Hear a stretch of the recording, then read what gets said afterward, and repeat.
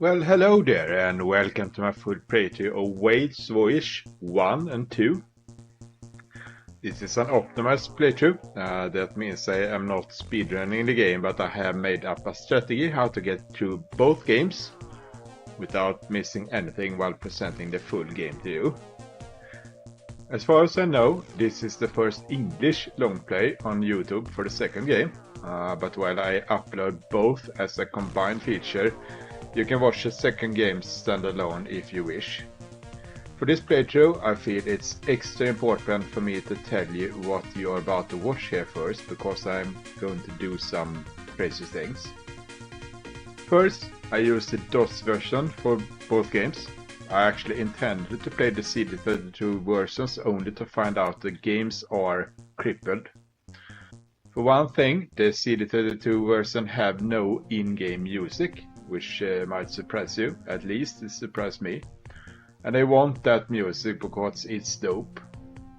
And the texture mapper sequence in the second game are quite terrible, as expected from Amiga Horror. Besides, I don't know if you can even import the party between the games in the CD32 version. Frankly, I think it's best to ignore that the CD32 versions of these games were even made. Unfortunately, I also realized that there is a problem with my video recording software Bandicam to record the pixel perfect OpenGL. This forced me to replay some bits and accept there is a discoloring on the loading screens, which are fortunately rarely shown. I will give you longer reviews after the ending for each game, but before I begin I wanted to tell you that I had a lot of fun playing these games, as they are quirky and charming, while they are most horribly and undeniably broken. Voyage tells a simple story about a crew putting their savings together to buy a spaceship called the Whale, only to get stranded when they have no actual money to buy fuel. It's that simple. Most of the story feels like comedy, or the kind of quirky stuff that a group of teenage pen and paper roleplayers end up doing. Technically, both games feel seriously unfinished, as you are playing alpha releases even in the DOS versions. It is a case of trying to cram in too much and end up with nothing that works as intended. For that reason, I will present the games as they were adventure games more than role-playing games.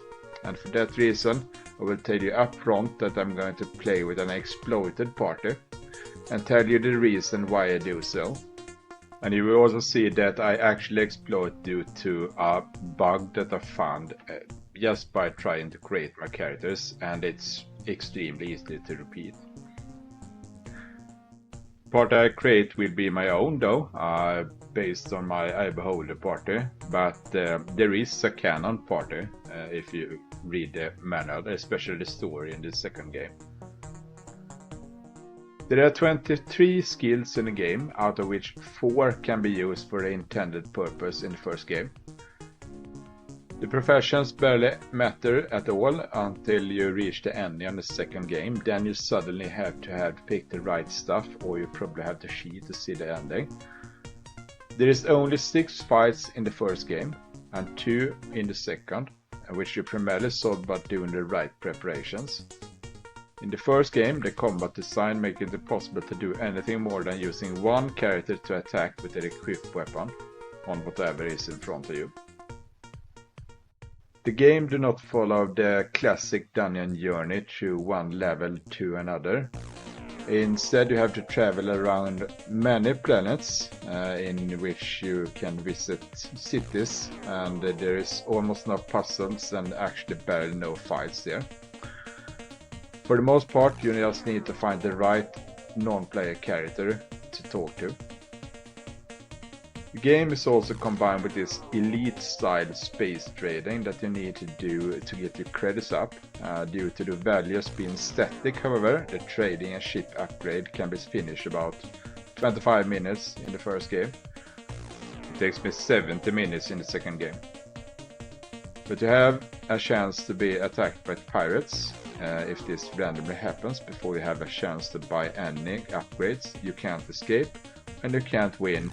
I had to reload a save. But once you are on with the base grind, you end up ridiculously overpowered. And yet there is just 3 significant space battles, 2 in the first game and 1 in the second, and you can't win even with a fully upgraded ship. With all that said, let's check the introduction now, and then I will create my party and we can jump right into the first game. Hey Captain, we gotta get out of here. Okay? Let's start the raid. 4, 3, 2, 1. Ignition.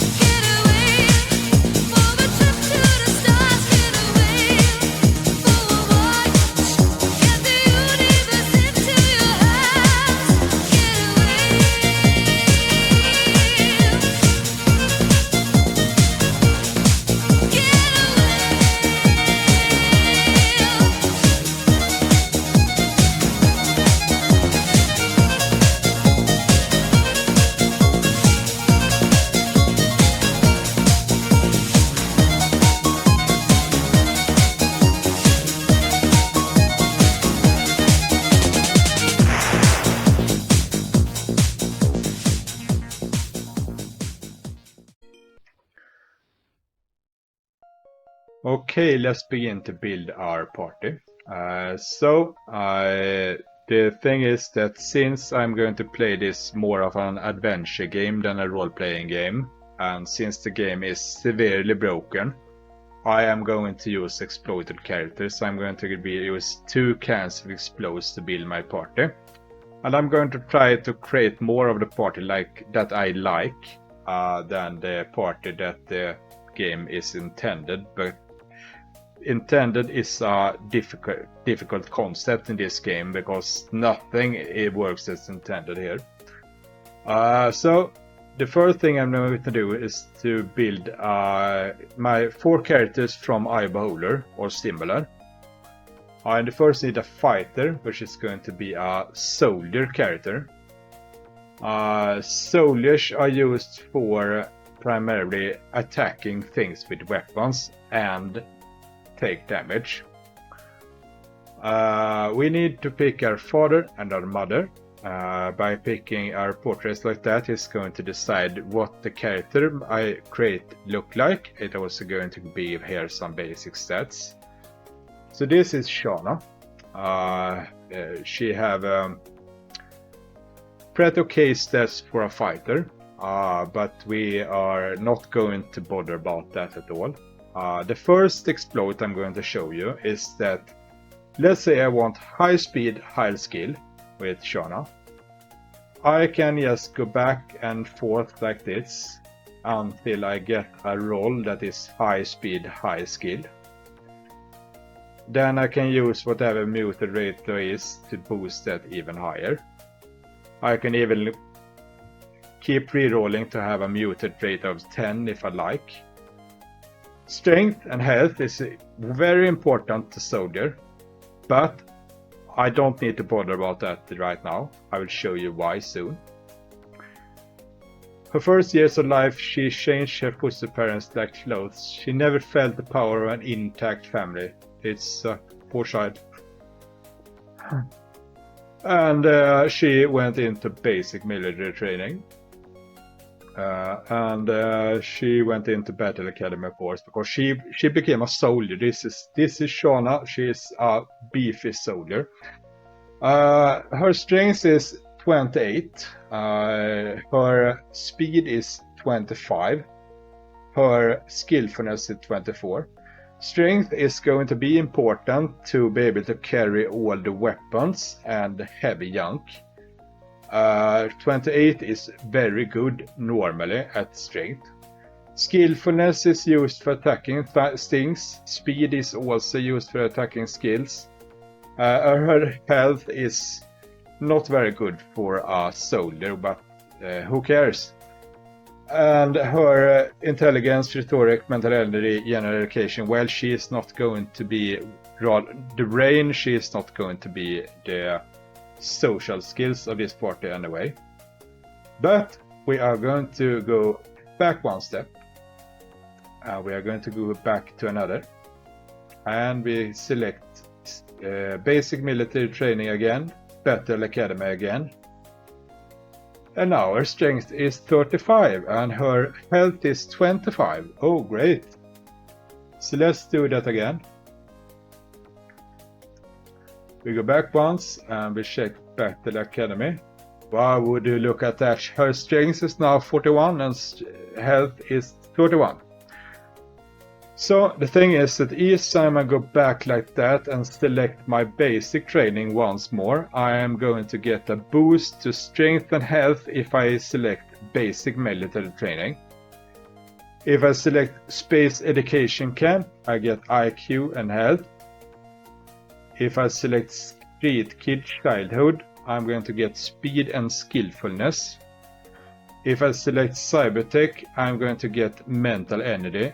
And Nagikamura Gekko give me IQ, rhetoric, and general education. So let's say I want some more speed and I want some more skill. Let's say I check street kid 3 times. Look now, her speed is and skillfulness is now close to 40. And let's say I want her health to be even higher. I do military training. Now her health is 41, strength is 59. That's why I don't bother about boosting strength and health. I didn't need to boost skill or speed either. I could just do this over and over again. And I'm going to do this, let's say I do this 5 more times. So 3, 4, 5. Let's check her now. So her health is now 75, strength 90. I don't think she is going to have as much of an issue anymore. I think she is going to handle her weapons well. I think she is going to be able to get some punishment. So we are going to continue with this character. It's exploited like hell. It's not going to matter. It's when I import this character later in the Voyage 2, her stats is going to be evened out. So we talk about that when we get there. Let's accept this character. As the soldier, she is going to be the character who use weapons. She have auto reload. She can identify opponents. She can identify weapons. Those two are just for fun. No, not important. And I'm also going to use her for extended scanner use. I'm not really sure if that is necessary. But I don't have anything else to pick. So, Sarah was our paladin character. She's going to be the face of the party. I need 4 and 2 for that. This is Sarah. Welcome, Sarah. I want, let's see, I want high.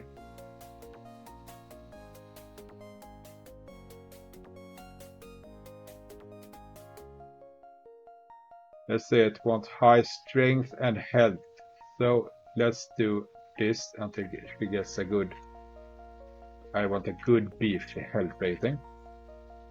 That's better than nothing. Boost it a bit further, like that. So he is going to have some general primary school. That is a good all-around bonus. We give him basic military school for the strength and health bonus. We give her some Nagikamura Gecko. That is going to be boost her IQ, rhetoric, general allocation. And we really just need her rhetoric to go up, and that's the only school that boosts rhetoric high, I think. We are going to give her some Cybertech now. Cybertech boosts mental energy. She is your Iranian. Iranian is going to be she is going to be our she can heal people, she can heal wounds, she can resurrect, she can paralyze, so she's almost like a paladin of sorts. She also have hypnotize as her base skill, but hypnotize is not really going to be needed nearly at all, actually. So Iranian, let's check her now. What does she have? She has strength 40, that's good enough. Health 34, not good enough. Mental energy 52, I don't like that. So we need to boost up our mental energy. I want some more health.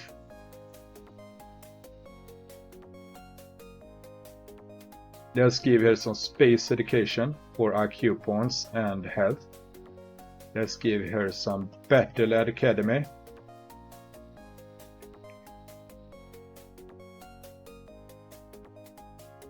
I meant basic military training. And we give some more chance, more cybertech.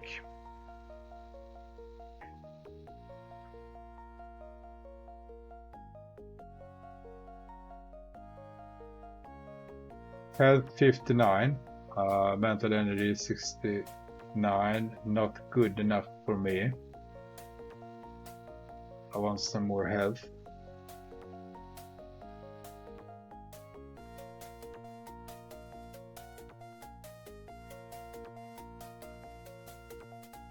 Some more cybertech.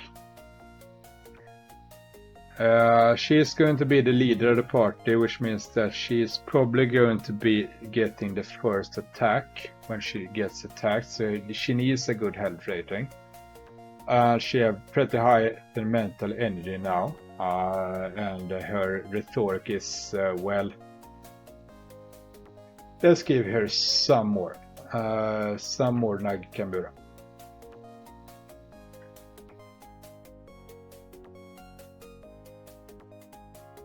Like so, and let's give her some more space education. She is going to be an Iranian. So, very beefy, yes, but she is going to be even out. And in the first game, the primary use here is going to be a rhetoric. I think there's one place you use rhetoric. And strength, because she is going to carry a toolkit or something like that, and her mental energy is going to be primarily used in the second game, and that's going to be evened out when I convert my character. So that's our Sarah. Let's now create my cleric, which is Gigi. Gigi is our little blonde cleric, which is going to be a doctor. Let's just go with this. This is okay. I'm going to do some general primary school first. We are going to do some space education camp. We're going to do some basic military training just to get our strength up.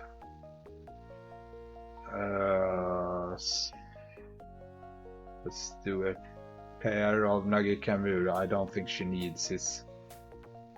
We do a lot of cybertech.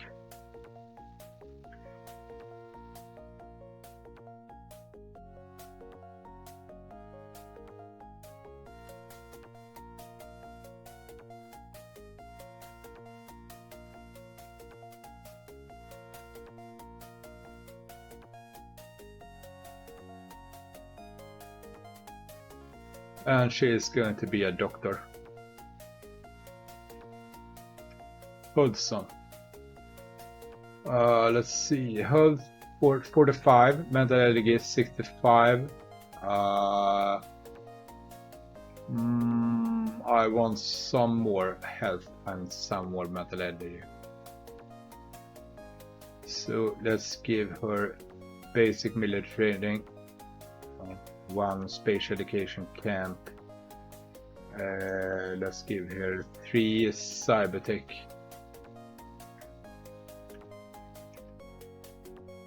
And hold some medicine. There she is, boosted like hell, but yeah, I think I told you what happened. We go with this, and now we go with creating Wyonna, which is going to be our psionicist or wizard, as she was in her first game.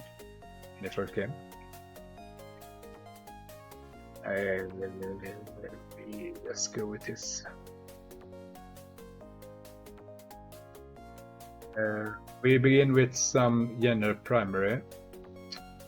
We do some space education.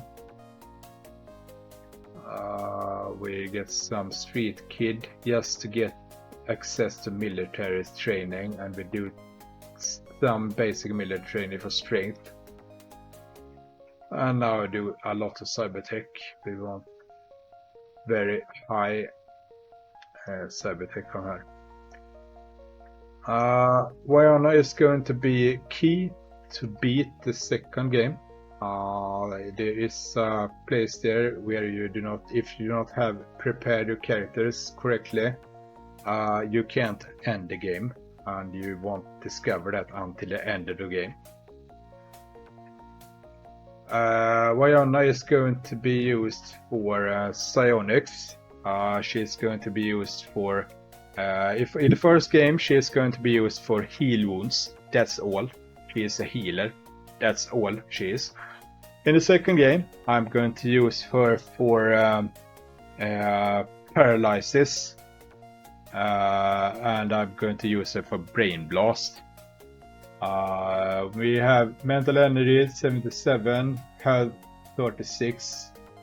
That's not good enough. Sorry. So we need to boost our space education camp. We boost some basic military training. Boost some more space education camp. Some more basic military training. And we boost some more cybertech medical school. We're checking out. Health 56, great. Mental energy 82, much better. Strength 42, so she can carry some extra stuff. Totally overpowered, but like I told you, that's okay. So this is our Mage of Swords. She's just going to be healing people standing in the rear in the entire first game. And I explain more about that soon. Let's jump into the game.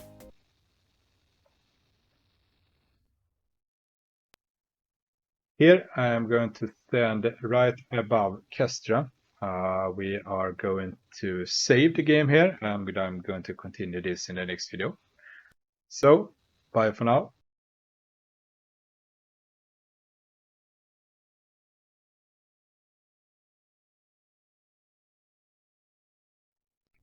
Okay, welcome to Voyage. This is the main game then. The backstory is that we bought a ship, we bought a whale, and this whale is going to be just sitting here because we don't have any money to even buy a gas to get out of here. It's an old piece of junk, it's totally not upgraded, and we really need money. Our characters just went together to buy it, but all we can do is to beam down to planet side. We are going to visit Pente, which is the city down below. Let's see. Here we are. We are now at this is the same kind of interface you have in I Behold, you know, and then the master, but it's just down on planet. To attack things in this game, I need to move down here. I don't have any mouse. Move down here, select the weapon, select attack selected opponent. Make sure that I target whatever is in front of me, and then I can attack by spamming this button. Due to that, it is impossible to use war with one character when attacking. So I only need one attacker, and I need to set that one as a targeter that will out-target whoever is in front of me. Sarah is going to be used for talking primarily. She also has some healing abilities. And I'm also going to make sure that she takes some shots. So I'm going to set her as a leader. Gigi is going to be my doctor. That's going to just be a healer in the first game. I can use her as a merchant to see how much credit we have left. Vaionna, I can either set her as a joker, which means that she pass jokes, which keeps the morale high. I don't see any point with that. I can also set her as a waiter, which means that she is summarizing what people are carrying, and that is going to make sure that I am not dying of over encumbrance, because that is a thing in this game. You can die of over encumbrance.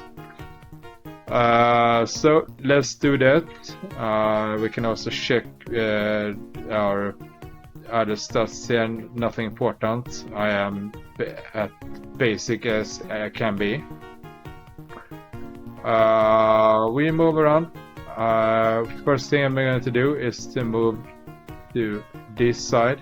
We are going to move up this alleyway. And I'm going to talk with a guy in here.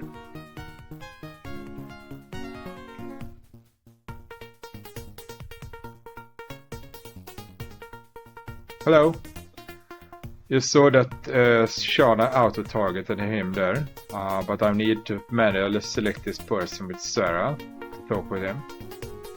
What do you want to say to Greg Morban? Oops, it's first we did not see you. That is my problem. Are you sick? No. What are you doing here? I have got a great problem. I must escape from here. Tell us more. I hope I can trust you. They persecute me. Could you help me? I've got an idea. You can shink and smuggle me. I heard about a so-called shinking device. Well, now we heard about the shinking device, and that's all we needed to know, so we can get out of here. You move back here.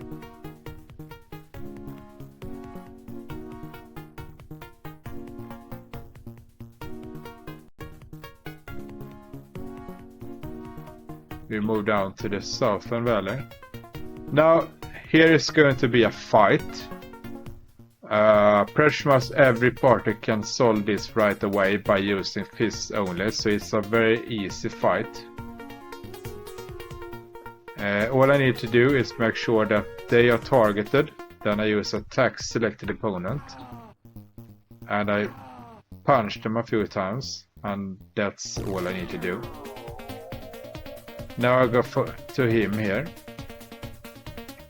Help him. Thank you very much, gentlemen. I would like to give you a small reward. Take this 1500.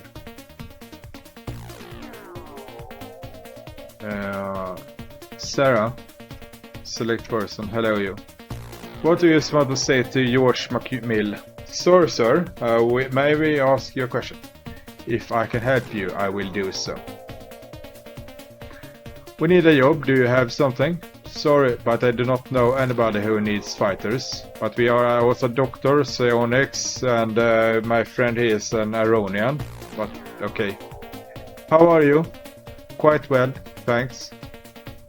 Tell us more. In addition, I give you my phone number. I'm trading with rather new high-tech tools. If you have any troubles, call me. And I get a telephone number. I already have it written down. In addition, I give you, it's just looped from there. So we have the phone number. We are going to have to call it when we have a good moment to do so. We move on. We move on into this store here. We talk about to this guy. Hello, you. What do you offer? He offer a few items. Nothing we really need here. We don't want to sell either. We want to ask him. I am so sorry. I cannot find my daughter Winnie. So Winnie and his name is Walter Wynn. Remember those two, Winnie and Walter. They are going to be important in the second game. And we need to find Winnie now. So let's trace down Winnie.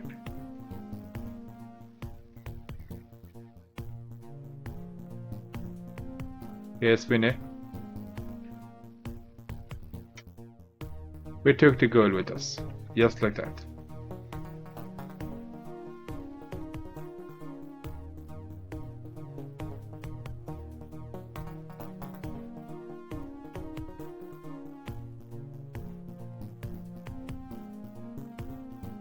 We move back to the shop. Just want him out of the way first.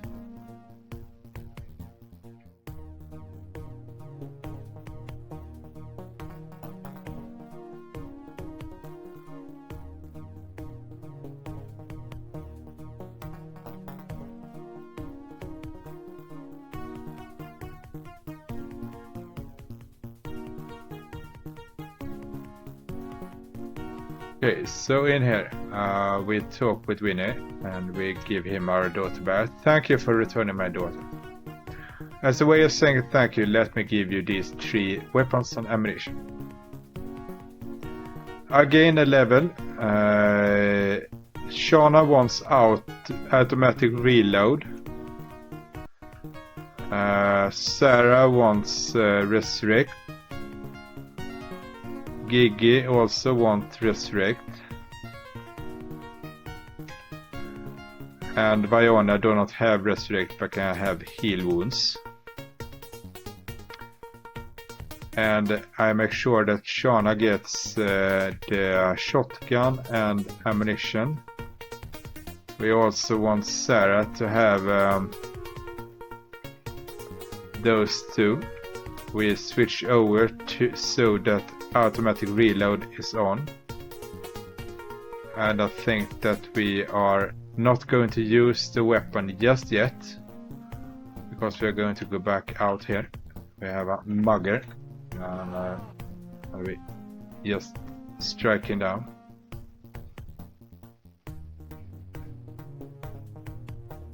Check if there are any. There is nothing he dropped behind.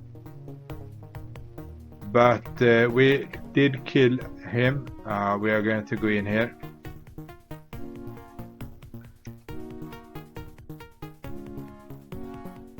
Hello, you. What can you offer?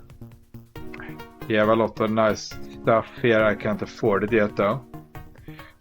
But I want to sell you this and this. A lot of people are connected to the live save link. Do you have any job for this? I heard you killed these nasty thieves. Not bad really. Have got a great problem. Could you help me please? This heart must be brought to Lapis to our contact Jack. Knock. He will pay 100,000 credits for this job. Say no more, say no more. So, I can pick this up. But the moment I do so, I am going to be attacked. You only know that if you played it once. So you need to be prepared for that. What I'm going to do is to just make sure that I have some extra ammunition. I need 2 ammo clips. We're going to pick them up. And we are going to equip shotgun and make it ready. And we are going to go in here and we are going to make sure that automatic reload is on and attack select or opponent is pre-selected. Now we pick this up.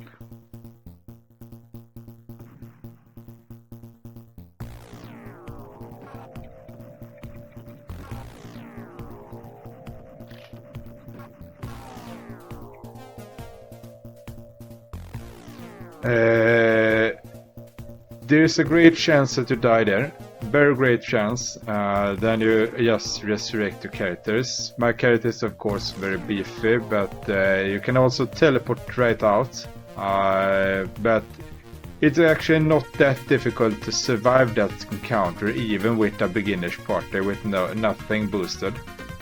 And that is one, believe it or not, that's one of the absolute hardest fights in the entire game.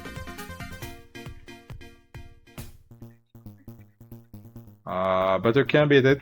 You just need to go back, save, and try a few times. But since I beefed up the character, I can survive it on our first run without problem. It's also going to be one of the last fights for a very long time.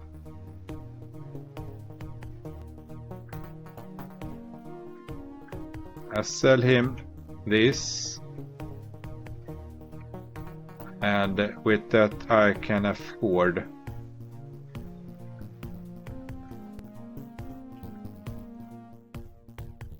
everything. I have room scanner, compass, toolkit, sonic absorber, CP4 trap, infrared device, 2 more ammunition.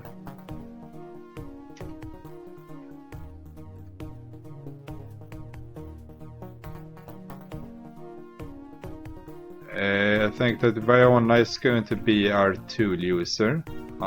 You get the room scanner, you get the compass, you get the sonic absorber, you get the infrared. Sarah is going to be our toolkit and trap guy. So we go into my inventory here and I am going to turn on the room scanner. We now have a minimap and we now have a compass.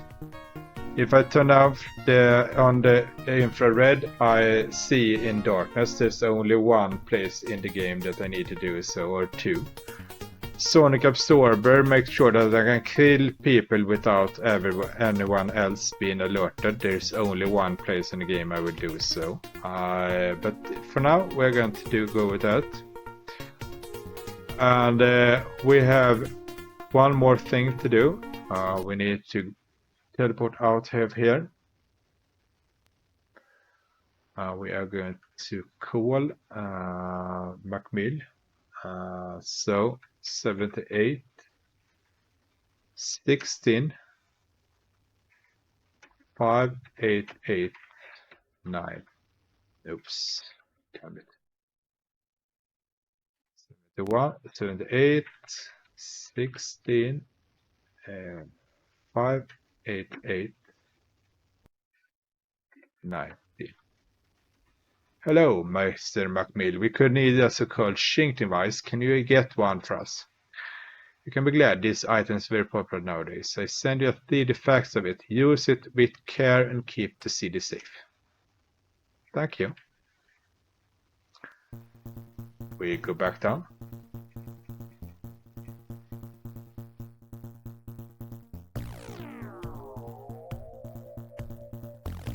We now have the CD that we can shink people on, apparently. That's just how things work, you know.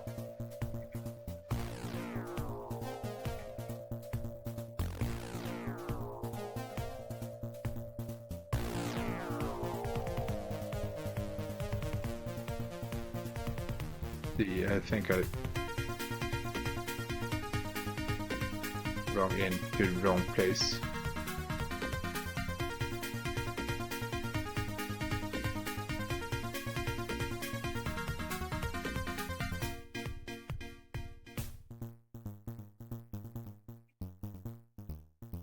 actually know the map by the first person interface, not the minimap. So hello there. I can actually use the shinking here. Take care of this heart and bring it to Yaknok. Bring me on that CD to Yaknok. He knows what to do. Great. I am going to pick you up with Shauna. And we are going to beam out of here.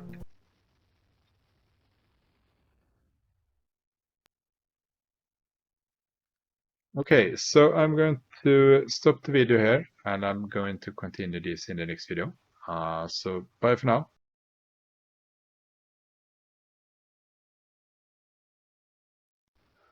Okay, we are going to Lapis now to deliver our shrunk agent on a CD. First, we are going to need to equip up to 800 gasoline.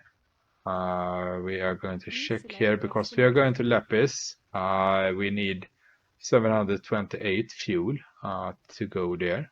And that's what I stored up. And it's pretty much universally recognized that the best thing to deliver here is the sound receivers. So you can buy that with you for your first trade. The trade interface here, I mean, if you played Elite Frontier or anything, you are familiar with this kind of game. The problem with Wales Voyage is that everything is fixed price, and due to that, there is one obvious and simple way to max out too many very quickly. And I'm going to use it because that's what I promised in this video. We are going to do Wales Voyage 1 in a first speedy way. So we are going to buy a lot of audio receivers and we are going to buy up the rest in water. And we are going to use the travel interface start here. Now, if I do run into a pirate here, it's game over.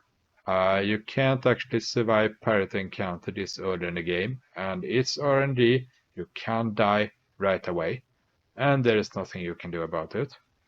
So that's why I'm going to make sure that I save regularly before I do speed jumps. What can you offer? We sell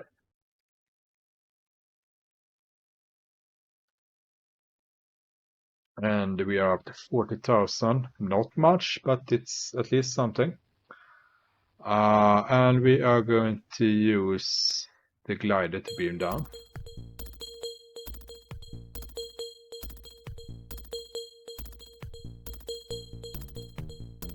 Since I have the map here, I can track the city pretty easily. We need to talk to this guy. This is Kruger, the one who's with green here. Here. Hello, what is your name? Hi boss, can help you. My name is Kruger. You didn't know that a new disease called hypercoke appeared? No, now I know that a new disease called hypercoke appeared. And that's all I need to talk to Kruger for. If you need something special, just tell me. Kruger will fetch you anything you need. Well, that's great. You will fetch me something later. And we move on. Here we have the guy we need to talk to. Hello you. Hello with his name. I am Jack Knock. What can I do for you?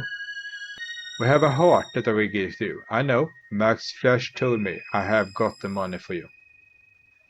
What can you tell me about this heart? You must know this heart is for an important man. He is against this political system. For this they want to kill him. We have got a man shinked of that CD. Yes, I can reshink your color. Give me the CD.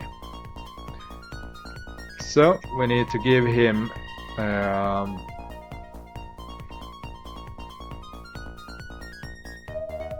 Heart first. Here is your reward. We got 100,000 credits for that one. That's a good way to start our trading here. The moment I give him his CD, I am going to be attacked. I'm going to be attacked by an assassin that deals so much damage that it's very likely that one or more characters is going to die. That's part of the game. I don't know if giving him the CD is optional, but I'm going to do it anyway. And the way to survive, you can beam out. You can also try to move away immediately if you are able to go outside and then wait for him to come out. And that's what I'm going to do. Oh, I leveled up first. We are going to use Scanner with Extended Knowledge. So we move out and we wait for him to come out with us, and then we shoot him in the side. Yeah, that was fine. So that is one way to deal with him. We can also get his bore gun. We can check out on our contact to see if he is okay. Please leave now. I am busy. I will be back in an hour. Great, you killed him and saved his heart. He was a spy.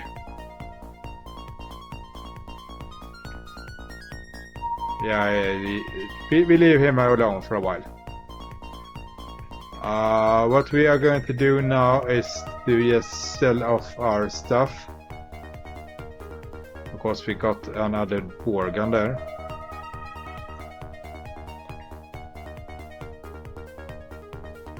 We're not going to deal with any more fights for a while, so I'm going to sell my weapon.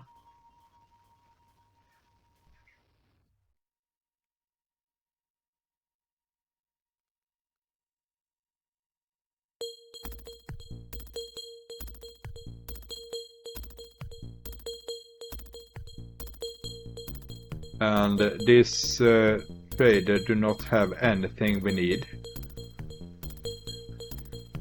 We're going to fetch some new weapons later.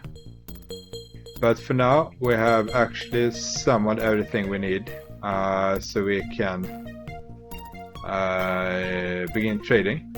Before beginning to trade, I just want to show that if you manage to die here, you can either resurrect the characters if you have people who resurrect, and that's the normal way to do it. Or you can go into a healing station.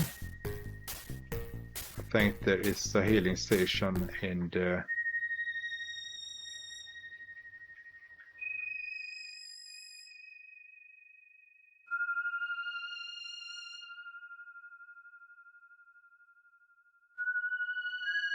Yeah, here it is. Healing stations cost a bloody ton of money. I don't want to waste my money on that yet. However, once I have done the trading, we can heal all the time in the world. We're going to have so much money. We are going to move out from here. This is the last time we visit the street area with no weapons and no money. When we are going back, we are going to be millionaires.